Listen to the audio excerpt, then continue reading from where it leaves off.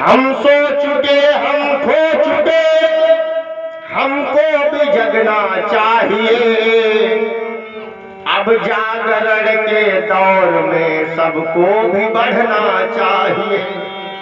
अब जागरण के दौर में तुमको भी बढ़ना चाहिए। सबको बढ़ना चाहिए। शिक्षा के दरवाजे बंद थे, अब खुला है। शिक्षा पढ़ने पर पहले पाबंदी थी, अब दरवाजे खुला है, पढ़िए। बाबा साहब जब पढ़ने के लिए गए तो मास्टर ने भगा दिया, और आज मास्टर आता है और कहता है कि अपने बच्चे को स्कूल भेजो। धन्य बाबा साहब, आप याद करिए जमाना। हम सो चुके हम खो चुके, अब हमको भी जगना चाहिए। अब जागरण के दौर में सबको भी बढ़ना चाहिए। और बता दूं,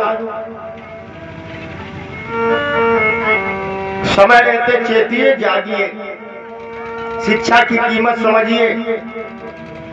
बाबा साहब अम्बेडकर कहते थे, और सभी महापुरुषों ने कहा कि शिक्षा के लिए हमें कुछ भी करना पड़े तो करना चाहिए। ज्ञानार्जन के लिए हमें कुछ भी करना पड़े करना चाहिए। हमारे लोग पढ़ते नहीं है, पढ़े लिखे जो है वो भी नहीं पढ़ते।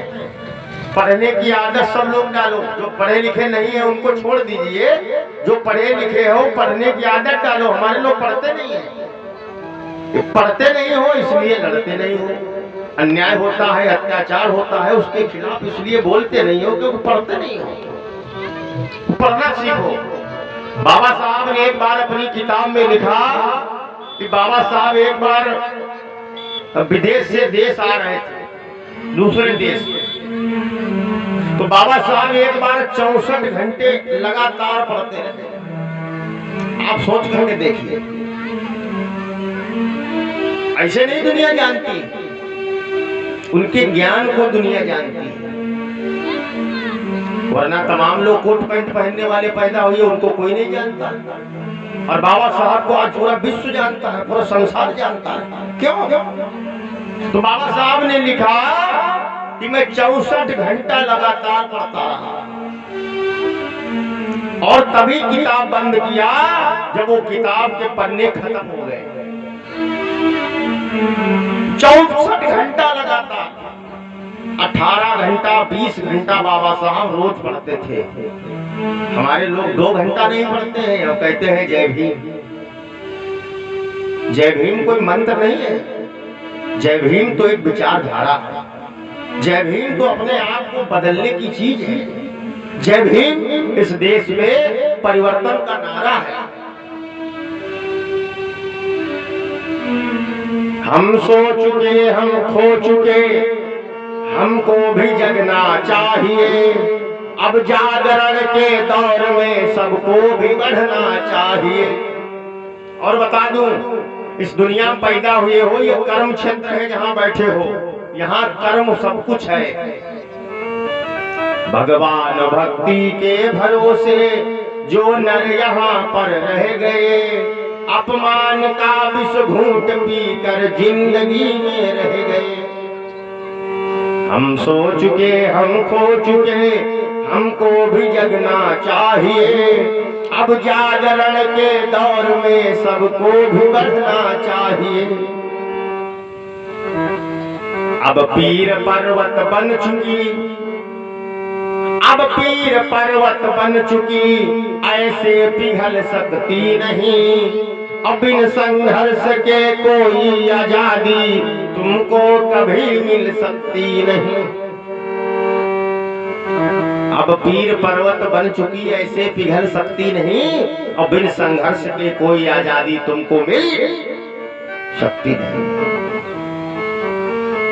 बाबा साहब ने संघर्ष किया, पानी पीने के लिए संघर्ष, हक अधिकार दिलाने के लिए संघर्ष, बढ़िया कपड़ा पहनने के लिए संघर्ष, बोलने के लिए संघर्ष, कुर्सी पर बैठने के लिए संघर्ष। हम कहाँ कर रहे हैं संघर्ष? तो आने वाली पीढ़ियां निश्चित रूप से गुलाम हो जाएंगी दिमाग से। इसलिए माताओं बहनों मैं बार बार कहता हूं कि अपने बच्चों पर ध्यान दीजिए, इन्हें संस्कार अच्छे दीजिए। समाज में तब लोग कहेंगे कि भाई किसका बच्चा है।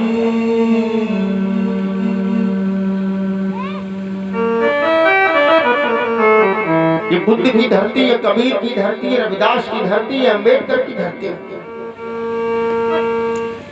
आज इस धरती पर युद्ध दिखाई पड़ता है, बुद्ध की धरती पर युद्ध। अरे बुद्ध तो युद्ध रोकने के लिए अपना घर छोड़ के चले गए थे, आप कथा में आगे सुनेंगे। बुद्ध ने अपना घर, सिद्धार्थ ने अपना घर क्यों छोड़ा? क्योंकि वो लड़ाई झगड़ा नहीं चाहते थे, तो शांति बनी रहे इसलिए अपना घर ही छोड़ दिया। बोले लड़ाई झगड़ा ना करो, मैं ये घर ही छोड़ करके, नगर छोड़ करके, कपिल वस्तु छोड़ करके जा रहा। ये थे बुद्ध।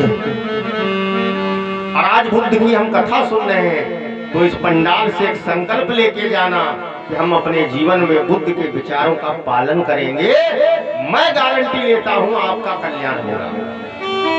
अगर पालन नहीं करेंगे तो फिर हमारी पुरानी बात है कि हम ठेकेदार नहीं है कि तुम्हारा कल्याण हो जाएगा। चाहे 5 दिन कथा सुनो, चाहे 15 दिन कथा सुनो, विचारों का पालन करेंगे तो आपका कल्याण होगा, आपका उद्धार होगा। तो हम सो चुके, हम खो चुके, हमको भी जगना चाहिए। अब जागरण के दौर में सबको भी बढ़ना चाहिए। ये महापुरुषों ने संघर्ष किया, हम लोग संघर्ष नहीं कर रहे हैं। अब पीर पर्वत बन चुकी ऐसे पिघल सकती नहीं, और बिन संघर्ष के कोई आजादी तुमको मिल सकती नहीं। बुद्ध ने संघर्ष किया। एक बात और बता दूं, ये जो कुछ भी आज ताम झाम मिला है, ये बिना लड़ाई के कुछ नहीं मिला है, सब लड़ाई लड़के मिला है। अब ये समझ लो, पानी से सस्ता कुछ नहीं है। तो पानी के लिए भी तो बाबा साहब 14 तालाब पर लड़ाई लड़े, तब पानी पीने को मिला। त्याग तपस्या बिनु बलिदान,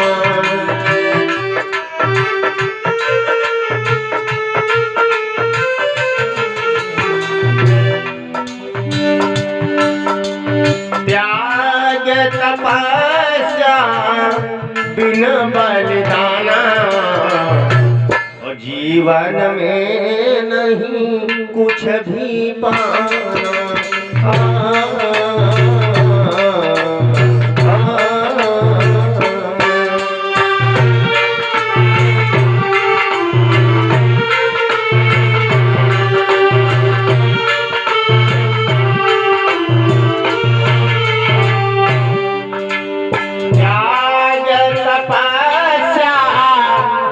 बलिदाना, और जीवन में नहीं कुछ भी पाना।